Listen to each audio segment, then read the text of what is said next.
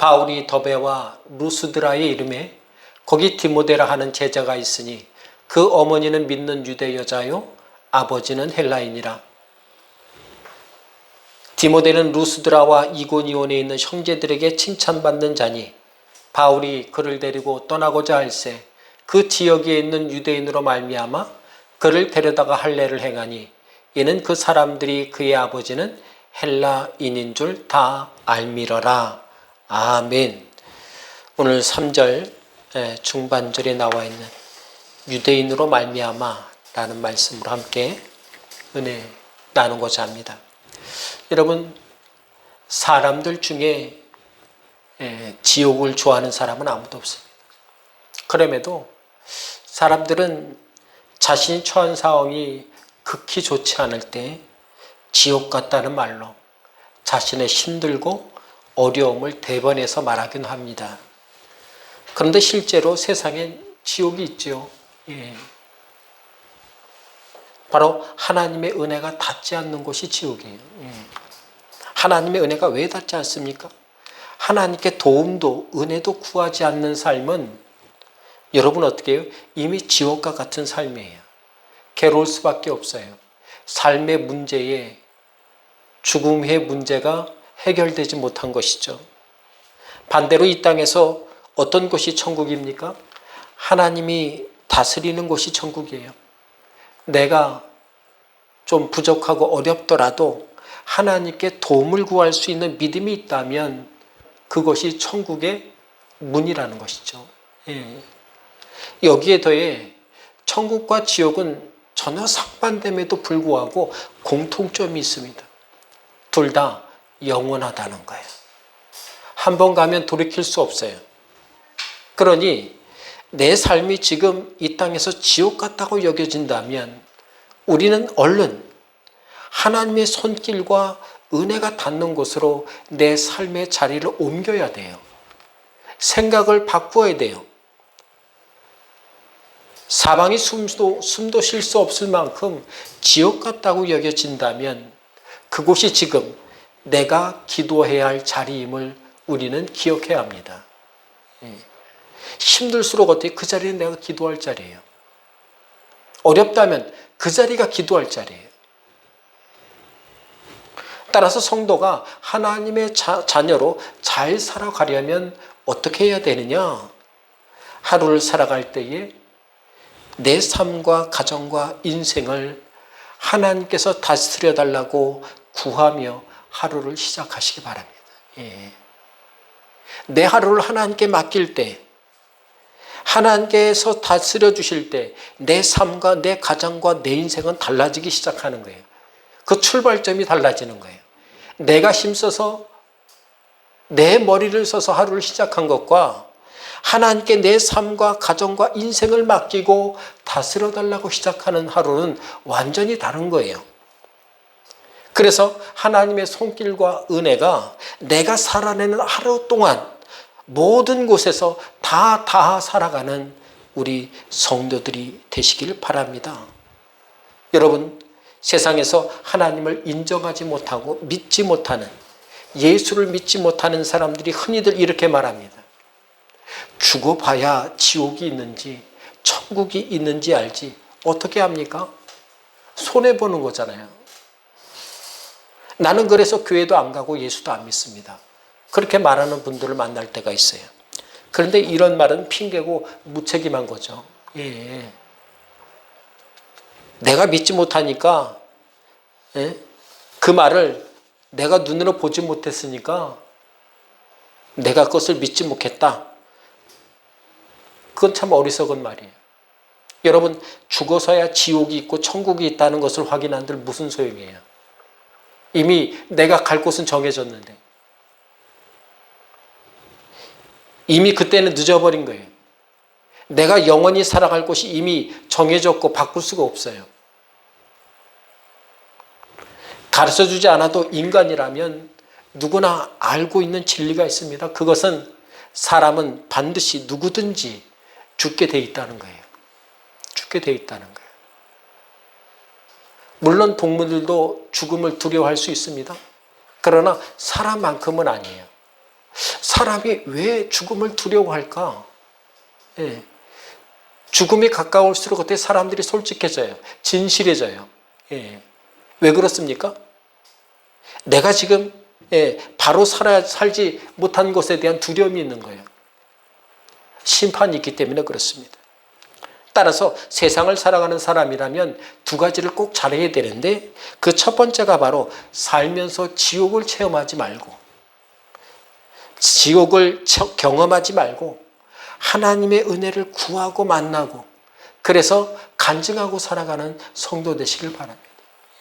구한 만큼 은혜 받아요. 찾은 만큼 발견하게 되는 거예요. 그것이 이 땅에서 천국을 경험하고 사는 비결입니다. 두 번째는 예수를 잘 믿고 살되 죽음 후에도 천국 백성이 되도록 끝까지 잘 믿으시기 바랍니다. 믿음을 지킨다는 게 결코 쉽지 않아요. 너희 마음을 지키라, 믿음을 지키라는 거예요. 그러려면 오늘도 예수 안에서, 은혜 안에서, 기도와 말씀 안에서 우리는 주님을 발견할 줄 알아야 돼요. 주님과 동행하고 살 줄 알아야 돼요. 성도 여러분, 성경은 창세기로부터 계시록에 이르기까지 죄악의 결과가 엄청나다는 것을 무수히 말하고 마르고 닳도록 말씀해 주고 있어요. 아담과 하와를 보세요. 하나님의 말씀보다 사단의 말에 더 귀를 기울였더니 선악을 알게 하는 과실을 아무 생각도 없이 먹고 죄에 빠졌어요. 죄에 눈을 뜨고 범죄로 살아가는 인생을 살게 되었습니다. 아담과 하와가 어떻게 해요? 잠시 믿음을 접어두었던 거예요. 그죠? 오래도 아니에요.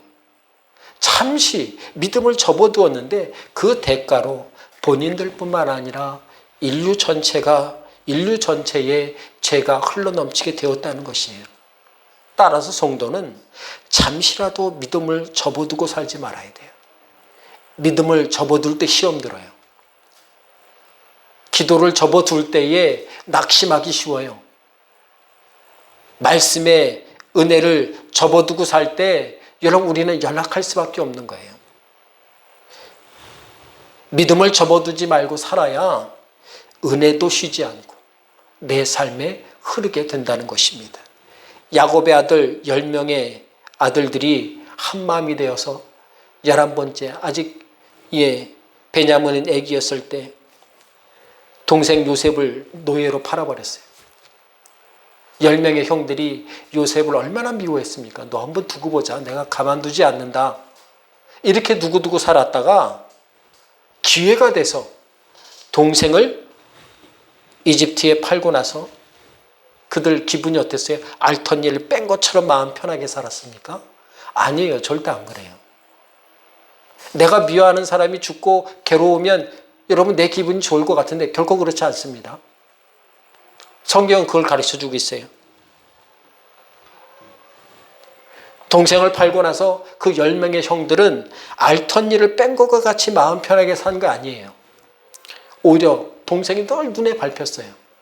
동생을 죽이려고 했고 팔려고 했던 자신들의 죄로 인해서 일평생 죄의식을 가지고 살았던 게 여러분 야곱의 형제들이에요. 야곱의 형제들이 믿음이 좋아서 그런 게 아니에요. 인간은 원래 그래요. 죄를 짓고 못 사는 거예요. 부담감이 있는 거예요. 그래서 자수하는 사람이 생기는 거예요. 그래서 창세기 42장 21절에 보니까 야곱의 형제들이 이렇게 고백하죠. 그들이 서로 말하되 우리가 아우의 일로 말미암아 범죄하였도다. 그가 우리에게 애걸할 때에 그 마음의 괴로움을 보고도 듣지 아니하였으므로 이 괴로움이 우리에게 임하도다.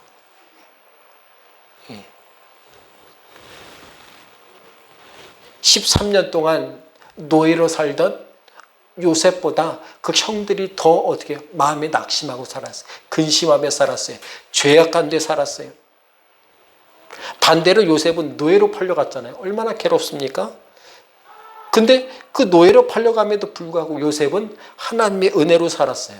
감사로 살았어요. 왜 그런가 하니까 창세기 39장 3절에 보니까 그의 주인이 여호와께서 그와 함께 하심을 보며 또 여호와께서 그의 범사에 형통하게 하심을 보았더라 이렇게 말씀해요. 예, 요셉이 느끼는 게 아니에요. 주인이 보아도 요셉은 이건 대단한 사람이에요. 저가 믿는 하나님이 저를 보호하는구나. 저는 축복된 사람이구나. 주변 사람들이 알아요. 우리가 예수 믿고 하나님의 자녀인 것을 우리 주변도 알아야 돼요. 내가 전도하고 말해서 아는 게 아니에요. 내 삶에 하나님께 주신 은혜를 통해서 알게 되는 거예요. 그게 성도가 이 땅에서 하나님의 백성으로 복을 누리며 복을 전하며 사는 비결인 것이죠. 그래서 요셉은 비록 몸은 힘든 노예로 살았을지라도 그곳에서 천국 백성이 되어 살도록 하나님께서 도와주셨어요. 그걸 경험하고 만나고 살았어요. 여러분, 예수님께서는 죽으셨다가 3일 만에 다시 부활하심으로 인생이 죽는 것으로 끝나는 것이 아니라고 말했어요. 그 후에는 반드시 영원한 심판이 있다고 우리에게 보여주고 계십니다.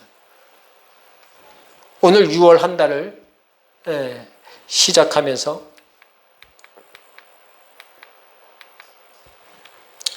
우리가 살아가는 하루하루의 신앙과 믿음이 결코 작지 않다는 것을 잊지 마세요. 내가 믿음으로 하는 그 작은 것이 하나님께서 나를 쓰시는 여러분 어떻게 해요? 마중물이 되는 거예요. 그러니 틈만 나면 우리는 믿음으로 살려고 애를 써야 돼요. 믿음으로 살고 기도로 살고 은혜로 살고자 하는 그런 마음으로 오늘 우리가 예배를 참석하지 않았습니까? 이 예배를 통해서 하나님을 만나고 말씀을 듣고 은혜를 경험하고 도우심을 간절히 구하고 살아가며 하나님의 귀한 은혜가 가득한 우리 성도들이 되시길 바랍니다. 오늘 말씀을 보세요. 바울이 디모데를 데리고 떠나자고 할 때 큰 방해꾼이 나타났다고 말씀해 드렸어요. 그들은 바로 바울이 그를 데리고 떠나고자 할새 그 지역에 있는 유대인으로 말미암아 이렇게 말씀하고 있어요. 바로 그 지역에 있는 유대인으로 말미암아 문제가 생겼다고 말하고 있는 거예요. 예. 오늘 제목을 삼은 유대인으로 말미암아라는 3절의 말씀을 통해서 우리는 6월에 하나님의 말씀을 통해 은혜로 시작하길 원합니다. 첫 번째로 성도는 여러분 사명을 가지고 살아야 합니다. 예. 각 사람마다 사명이 있어요. 내가 잘 먹고 잘 살아야지. 내가 건강해야지. 내 자녀는 온전히 잘 키워야지. 내가 사명이라고 고백하지 않아도 사명으로 붙잡고 사는 것들이 사람마다 있어요. 여러분, 성도는 예수를 믿고 사는 사람들을 일컫는 거예요. 문제는 똑같은 예수를 믿고 살아감에도 불구하고 성도마다 예수를 어떻게 믿고 사느냐에 따라 사는 모양이 천양지차가 되는 거예요. 너무나 달라요. 같은 예수를 믿는데 먼저 어떤 분은 예수를 믿고도 여전히 자신이 주인 되어 사는 분들이 계십니다. 때때로 우리는 내가 주인 되어 살아요.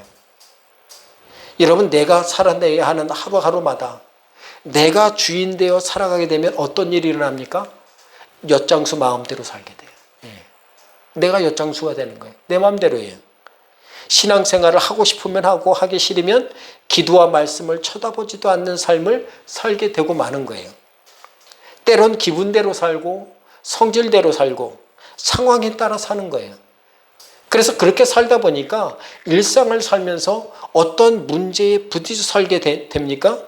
성도로 살아가면서 하늘의 기대를 가지고 사는 것이 아니라 세상을 기대하고 살아요. 누군가를 기대하고 사람에 기대어 살다가 어떻게 해요? 실망하고 낙심하고 배신당하고 그래서 어떻게 저럴 수가 있냐고 낙심하고 살아가는 것을 자꾸 반복하게 돼요. 성도가 하나님과 동행하고 사는 것이 여러분 바쁜 것이 아니라 세상 눈치 보고 살고 사람 눈치 보고 살고 그렇게 살아가는 사람이 되면 어떻게 됩니까? 낙심하게 되는 거예요. 힘들어요, 사는 게. 문제는 자신이 주인 되어 살다 보면 하늘 보고 살 일이 별로 없다는 거예요. 예, 그죠? 내 마음대로 살다 보니까 하늘 보고 살 일이 별로 없어요. 하늘 보고 살 일이 없으니까 기도하지 않는 거예요. 예. 여러분, 하늘 보고 살 때 기도가 되는 거예요. 기도할 게 생겨요. 하나님을 향한 기대와 믿음이 없으니까 기도할 생각이 나지 않아요. 말씀이 자꾸 눈에 밟혀야 되는데 자꾸 세상이 눈에 밟히고 아쉬워요. 두 번째로, 하나님의 말씀보다 다른 사람의 말을 더 잘 듣는 분들도 계셔요.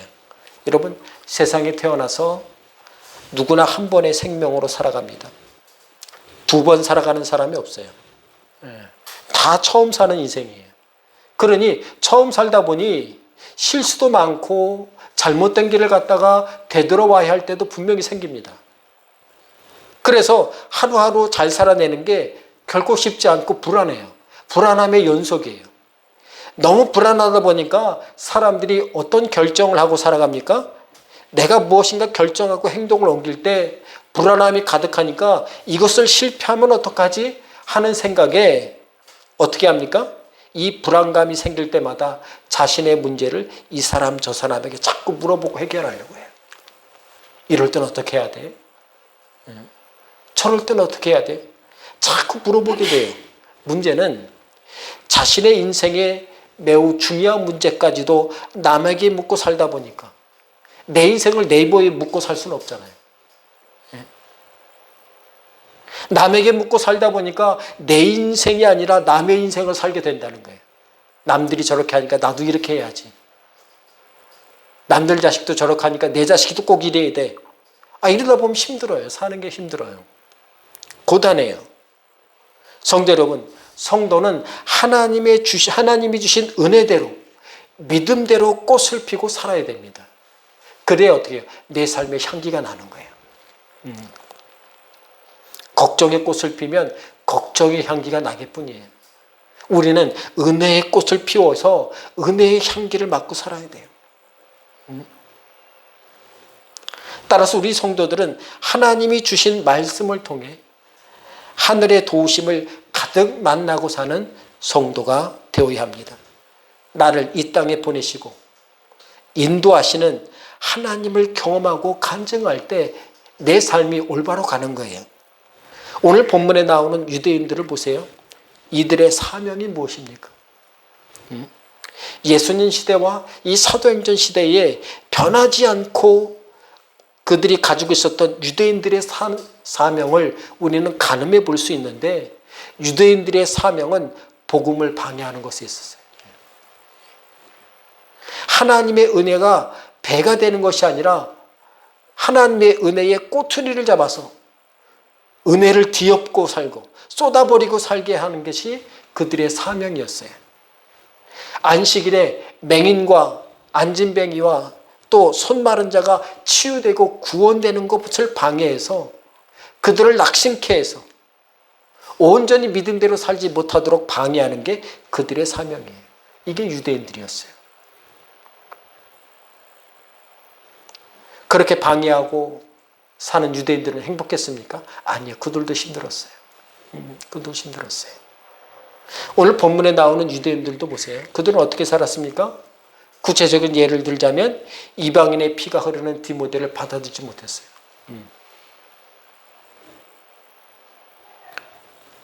그래서 다음에 또 한번 말씀드리겠습니다만 유대인들이 태어나서 8일 만에 할례하는 것을 디모데는 안 했어요. 예. 헬라인과 이방인과 결혼했으니까. 그것을 꼬투리 잡고 디모데를 얼마나 괴롭혔는지 몰라요. 율법에 율법으로 가로막는 역할을 아주 톡톡히 하고 살았던 게 유대인들이었어요. 주의 복음과 은혜가 전파되고 흘러 넘치는 것보다 유대주의, 혈통주의를 강조하고 살았던 게 바로 유대인이었습니다. 율법을 삶의 판단의 기준으로 모시고 살아서 하나님보다 더 중요한 거예요.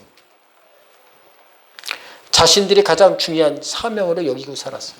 그러다 보니까 정작 자신이 복음에 구원받고 말씀에 은혜 받고 사는 것을 놓치고 사는 어리석은 인생을 유대인들은 살았어요. 얼마나 안타까운지 몰라요. 여러분, 남의 허물 그렇게 눈에 불 켜고 볼 필요 없어요. 예. 은혜 받고 살기도 바빠요, 세상은. 예. 하나님께 도움 붙잡고 살기도 바빠요. 남의 허물과 괴로움과 근심케 하는 거 쳐다보고 살 겨를이 없어요. 믿음은 다 놓치고 쓸데없는 것에 인생을 낭비하고 사는 사람들로 가득했던 게 바로 이 사도행전 시대의 유대인들이었어요. 이것을 볼 때에 우리 성도들은 올바른 믿음의 사명, 은혜의 사명을 가지고 살아야 합니다. 성도가 가지고 살아야 하는 그런 올바른 믿음의 사명, 은혜의 사명은 어떤 것인가?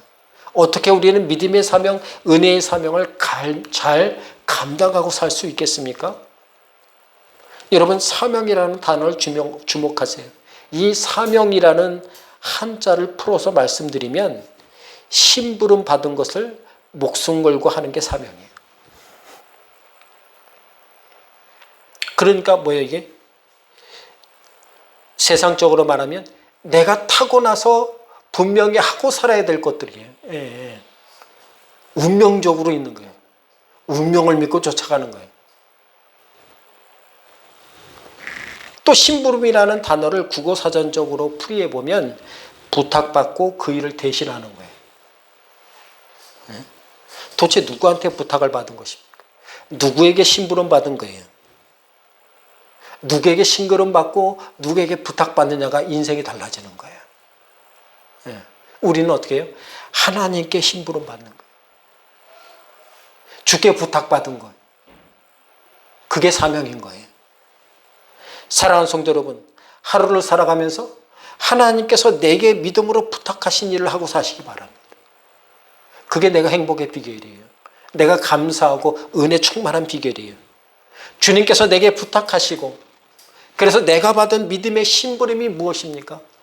그것을 하고 사세요. 중요한 것은 그 부탁이, 그 심부름이 무엇이든지 간에 하나님께서는 결코 우리로 하여금 서로 싸우고 다투고 누군가를 낙심하게 하라는 심부름을 주지 않으셔요. 어디를 가든 간에 하나님께서는 절대 자신을 괴롭게 하고 힘들게 하라는 부탁을 하지 않으세요. 하나님 이거 어렵겠는데요? 그런 거 부탁 안 하세요. 하나님은 내가 할 수 있는 것, 내가 해야 될 것을 부탁하시고 심부름 시키십니다. 그러니 우리 성도들이 알아야 할 주님의 진짜 부탁은 다른 게 아닙니다. 주님을 보고 살라는 거예요. 주님을 보고 살면 사명이 보여요. 하나님의 부탁이 느껴져요. 주님을 볼 때만 그것을 우리는 어떻게 해요? 주님을 보고 살 때 세상에서 보고 사는 게 달라지는 겁니다. 주님을 믿고 살라는 거예요. 주님을 믿고 살 때 사명이 달라져요. 세상에서 붙잡고 사는 것이 주님 때문에 달라지는 거예요. 여러분, 무엇에 그렇게 목숨 걸고 심부름하고 살려고 하십니까? 우리 성도들은 주님의 은혜의 심부름을 하고 사는 사람들임을 잊지 마시기 바랍니다. 그러니 주님이 기도의 부탁, 감사의 심부름을 내 것 삼고 살라고 하신 성도 여러분, 그것을 온전히 하루하루마다 온전히 드러내고 사시길 바랍니다. 주님께 은혜의 부탁을 받은 대로 여러분 나아가 마음껏 사시기 바랍니다. 내가 믿음으로 살아내야 하는 하루하루 속에서 주님 때문에 변화되고 회복되고 은혜 충만하며 응답받고 살아가는 성도들이 가득한 우리 모든 성도 되시기를 간절히 바랍니다. 두 번째로, 성도는 믿음의 틈을 주고 살아야 해요. 은혜의 틈을 주고 살아야 돼요. 여러분, 많은 사람들이 세상에 빈틈없이 사는 사람이 훌륭한 사람이라고 착각해요. 아니에요. 여러분, 빈틈없는 사람은 친구가 없어요. 좀 틈도 있어야 가서 친구가 비집고 들어가서 친구가 되는 거잖아요. 그래서 완벽한 사람, 너무 똑똑한 사람, 주변에 친구가 없어요. 제가 대학원에서 서울대 나오신 분이 한 3-4분 되셨는데 공부하는 게 남달라요. 그분들은 보니까 일반적이지 않아요. 근데 꼭 하나씩 부족해요. 예. 사람과 관계가 힘들어요, 이분들이. 예. 공부는 잘하는데 정리는 잘하는데 관계가 힘들어요. 그래서 누가 다가가서 막 애쓰고 그러지 않으면 절대 친해질 수 없는 거예요. 근데 그런 분들이 한번 친해지잖아요. 이야, 있는 거 없는 거 다 꺼내주세요. 예. 성도는 어떻게 해요? 믿음의 틈이 있어야 돼요. 믿음의 틈이 있어요. 주님께서 내 삶에 비집고 들어올 만큼 우리가 틈을 드려야 돼요. 배의 틈이 생기면 여지없이 그곳에 물이 들어옵니다. 그 틈을 그냥 놔두면 결국 배는 가라앉는 거예요. 그 틈 때문에. 하지만 여러분, 우리가 세상에 틈을 주고 살면 어떻게 해요? 내 의지와 상관없이 세상 근심과 걱정이 자꾸 내 삶의 틈으로 비집고 들어와요. 그래서 사람들이 어떻게 해요? 틈을 안 주려고 그러는 거예요, 자꾸. 오늘 본문에 나오는 더비와 루스드라에 살던 많은 인원들도 아닌 일부 유대인들은 틈만 생기면 뭘 했습니까? 누군가를 실족해 하는 사람. 여러분, 틈만 나면 누군가를 실족해 하는 사람과 친하게 지내고 싶어요? 친하고 싶지 않아요. 친하고 싶지 않아요. 그러니까 유대인들이 일반 사람들과 친하실 수가 없는 거예요. 지금도 마찬가지예요. 오늘 본문을 보세요. 바울이 그를 데리고 떠나고자 할세 그 지역에 있는 유대인으로 말미암아 어떻게 해요? 예, 힘들었다고 말하는 거예요. 여기서 말미암아라는 단어의 뜻을 보면 시간과 기간에 대한 말씀이에요. 근데 굉장히 길어요. 예. 한 가지 단어에 여러 가지 뜻이 있어요. 어떤 기간 동안 혹은 어떤 기간 전체 내내. 그와는 반대로 어떻게 해요? 잠시 동안이라는 뜻도 있어요. 그러니까 범위가 엄청 넓은 거예요. 다방면으로 사용했어요. 여러분, 잠시 후라는 말과 일정 기간 동안하고는 차이가 좀 있어요. 또 잠시, 또 일정 기간과 어떻게 해요? 일정 기간 내내하고는 또 달라요. 여러분, 잠시 틈을 준 것이 결국은 어떻게 해요? 수십 배로 낙심을 주게 되는 거예요. 그러니까 낙심의 틈을 주지 말고 우린 주님께 틈을 드려야 돼요. 잠시 틈을 준 것이 때로는 어떻게 해요? 나의 하루 종일, 때로는 한 주간 안에 내 기분을 쥐어 흔들 때가 얼마나 많습니까? 예. 더비와 루스드라에 거했던 유대인들은 누가 틈만 보이면 주변에 있는 사람들을 낙심케 하고 실망케 하는데 선수였어요. 예. 우리는 믿음의 틈만 나면 주님께 드려야 돼요. 예. 사도 바울과 디모데는 그런 틈을 주고 싶지 않았어요. 세상적이고 율법적이고 유대인적인 틈을 주고 싶지 않았어요. 두 사람은 대신 어떤 틈을 주고 살았습니까? 하나님의 은혜에 늘 틈을 주고 살았어요. 하나님 주신 말씀에 틈이 아니라 마음문을 열고 살았어요. 대신 세상적인 거에는 잠시도 틈을 주지 않았어요. 은혜와 감사를 쓰고 살았어요. 바라기는 우리 성도들도 세상 일과 세상 사람들에게 틈을 주고 사는 걸 멀리해야 돼요. 걱정과 근심에 틈을 주는 거 멀리하세요. 여러분, 세상 사람을 세상 방법으로 대하면 늘 그 싸움이 끊이지 않아요. 서로 얼굴 보면서 마음 상하게 될 일이 자꾸 생겨요. 그래서 성도는 틈만 나면 하나님의 은혜로 살아야 돼요. 성도는 틈만 나면 기도하는 삶을 어떻게 해요? 기도로 삶을 덮고 살아야 돼요. 성도는 틈만 나면 주의 손을 꼭 붙잡고 살아야 할 줄 알아야 합니다. 그래야 낙심이 가득할 때도 어떻게 해요? 기도할 수 있어요. 기도가 나오는 거예요. 문제가 생기면 기도해달라고 그러는 거예요. 저하고 동년배인 우리 동기 목사님이 건강하다가 길을 걸어가다가요. 운동하다가 걷는 운동하다가 삐끗했어요. 근데 고관절이 너무 아픈 거예요. 하고 한 일주일 있다가 병원 갔더니 그 삐끗한 것 때문에 고관절에 염증이 생겼다는 거예요. 그래서 이렇게 서서 설교하는 게 너무 힘든 거예요. 예. 그래서 1부 예배 때는 앉아서 한대요. 예. 그 2부, 3부 예배 드려야 되는데 너무 힘들어서. 예. 그래서 좀 나면 저랑 수경 다니자고. 예. 그게 좀 치료가 되면. 그래서 야, 이제 여기저기 고장 날 때가 됐구나. 예. 그렇게 말하곤 합니다만은. 여러분, 그래서 우리가 주님께 자꾸 틈을 두고 살아갈 때에 한 주간 내내 믿음의 호흡으로 살아갈 수 있는 거예요. 예. 기도는 호흡이잖아요. 믿음도 호흡이에요. 삶이 믿음의 호흡으로 가득하시길 바랍니다. 다윗을 보세요. 만약 다윗이 골리앗과의 만남을 피했다면 어떻게 되겠습니까? 예. 어려움을 만날 때마다 그것을 피하기만 해서는 아무것도 할 수 없어요. 세상의 쓴맛을 보고 사느라고 하나님의 은혜를 맛보고 살아가는 일을 놓치기 일상이에요. 다윗은 다른 장정들이 다 피하고 도망하고 숨을 때에도 골리앗과의 만남을 피하지 않았습니다. 다윗은 오히려 골리앗을 만났을 때에 이때가 하나님의 은혜를 구할 때이고 하나님의 손을 붙잡을 기회로 여겼어요. 왜냐하면 그는 틈만 나면 하나님께 어떻게 해요? 늘 마음을 열고 살았어요. 하나님께 틈이 많은 사람이에요. 사자와 곰한테는 여러분 어떻게 틈 주지 않았지만은 하나님께 늘 빈틈을 보였던 게 다윗이에요. 우리도 다윗과 같이 일생을 하나님께 늘 틈을 주고 살아가는 성도가 되어야 할 줄 믿습니다. 양치기 하다가 사자와 곰을 만나면 도망가기 바쁜 것이 아니라 하나님께 도움을 구하고 하나님의 은혜를 구할 기회로 여겼다는 거예요. 사무엘상 17장 37절에 보니까 또 다윗이 이르되 여호와께서 나를 사자의 발톱과 곰의 발톱에서 건져내셨은즉, 자신이 건진 게 아니라는 거예요.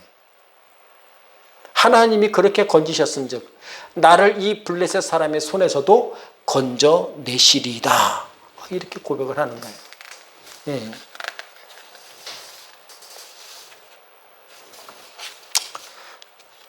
이렇게 고백했더니 그 어린 소년이 골리앗과 싸운다고 했음에도 불구하고 이것을 듣고 있던 사울왕이 마음이 바뀌어 감동되어서 다윗에게 뭐라고 합니까?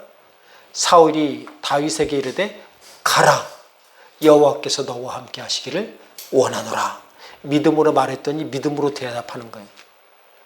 여러분, 내가 믿음으로 말하고 살아야 믿음으로 응답이 오는 거예요. 내가 기도하고 살아야 기도의 응답이 돌아오는 거예요. 내가 성질 내면 성질로 돌아와요. 낙심으로 대하면 낙심으로 돌아오는 거예요. 부메랑은 그런 거예요. 다윗은 골리앗을 만났을 때도 다른 생각하지 않았어요. 하나님만 생각했어요. 하나님의 은혜와 도우심만 바라봤어요. 그랬더니 하나님의 도움이 부메랑이 되어서 만나게 되었잖아요. 위기가 될 뻔했던 그때가 오히려 하나님의 은혜를 받을 통로가 열리는 기회가 됐던 것입니다. 우리 성도들도 세상이 아니라, 사람이 아니라 하나님께 틈을 주고 살아야 돼요. 그래야 믿음으로 살 수 있습니다. 여러분, 사람은 인생을 살면서 온갖 틈을 내주고 살잖아요. 어떤 분은 걱정에 틈을 주고 살아요. 그러면 틈만 나면 걱정하고 낙심하는 게 내일이 되는 거예요. 어떤 분은 마음의 틈을 가지고 살아요. 그래서 몸을 쓰는 것보다 마음 쓰고 사는 게 더 힘들어, 더 어려워요. 어떤 분은 말의 틈이 많아서 상처가 되는 말에 쉽게 쓰러집니다. 그래서 말 한마디에 상처받아서 하루 종일 낙심하고 때로는 한 주간 내내 상처를 마음에 품고 머리에 새기고 삶에 짊어지고 살 때가 있어요. 어떤 분은 일에 틈이 있어서 일은 열심히 하는데 한 번이라도 실수하면 그 실수로 하늘이 무너진 것처럼 낙심하고 사는 분도 계세요. 그런 틈 주지 마세요. 우리 성도들은 무엇보다도 믿음의 틈을 주고 살아야 합니다. 하루를 살아내는 동안 우리 성도들은 믿음에 마음껏 틈을 주고 살아서 걱정이 떠오르는 것이 아니라 그래서 걱정거리가 생길 때마다 기도하는 것이 떠오르시길 바랍니다. 믿음의 틈을 두고 살아야 자꾸 내 삶 속에 은혜 받을 틈이 생기는 거예요. 믿음의 틈을 두고 살아야 자꾸 감사할 것이 보이고 눈에 띄는 것입니다. 믿음의 틈을 두고 살 때 성도는 하나님의 은혜로 넉넉히 살아낼 수 있는 것이에요.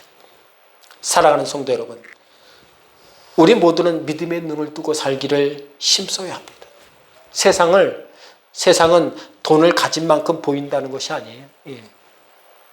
내가 배운 학위만큼 세상이 보이는 것도 아니에요. 많은 사람들이 성공하는 사람들에겐 특별한 이유가 있다고 생각하는데, 근데 그 세상에서 성공한 대부분의 사람들을 살펴보면 그들에게 특별한 건 다른 게 아니었어요. 남들이 가지지 않은 것. 그게 뭐냐면 세상을 달리 보는 지혜가 있었어요. 나는 하나만 봤는데 그는 옆으로도 볼 줄 알았어요. 뒤로도 볼 줄 알았어요. 상대방의 생각도 어떻게 읽을 수 있는, 고려할 수 있는 그런 지혜가 있는 거예요. 달리 보는 지혜가 있던 거예요. 사람들이 쳐다보려고 하지 않은 시각으로 세상과 사람을 보는 틈이 있었습니다. 성도 여러분, 세상 사람들이 보지 않고 사는 믿음의 눈을 가진 사람들이 우리잖아요. 믿음의 눈은 언제 생깁니까? 내가 믿음의 틈을 줄 때, 말씀과 기도의 틈을 줄 때, 주님께 틈을 줄 때, 하나님을 바라볼 때 생기는 거예요. 세상 사람들은 그 믿음의 틈으로 보고 사는 것을 별것 아니라고 치부합니다. 그래서 믿음이 없는 거예요.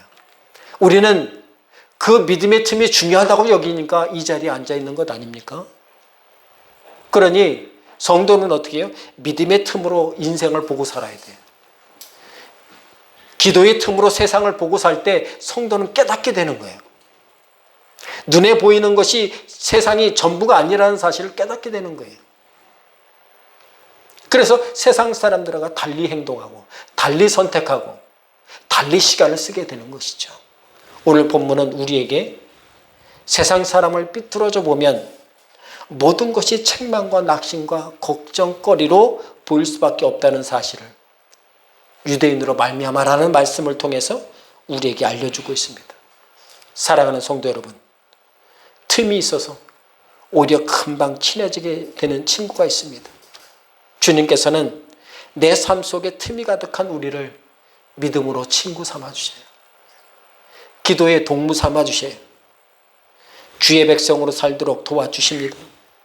주님과 주님의 부르심과 인도하심을 말씀을 통해, 기도와 찬송을 통해 한 주간의 삶의 틈 바구니 속에서 넘치게 구하고 만나고 채워 살아가는 선한교회 모든 성도 되시기를 주님의 이름으로 간절히 축원합니다. 기도하겠습니다. 하나님 감사합니다. 내 삶의 부족함을 가장 잘 아시는 주님, 세상 살아가는데 여기저기 너무 틈이 많아서 낙심과 근심과 관계의 어려움으로 늘 괴롭고 힘들 때가 한두 번이 아님을 고백합니다.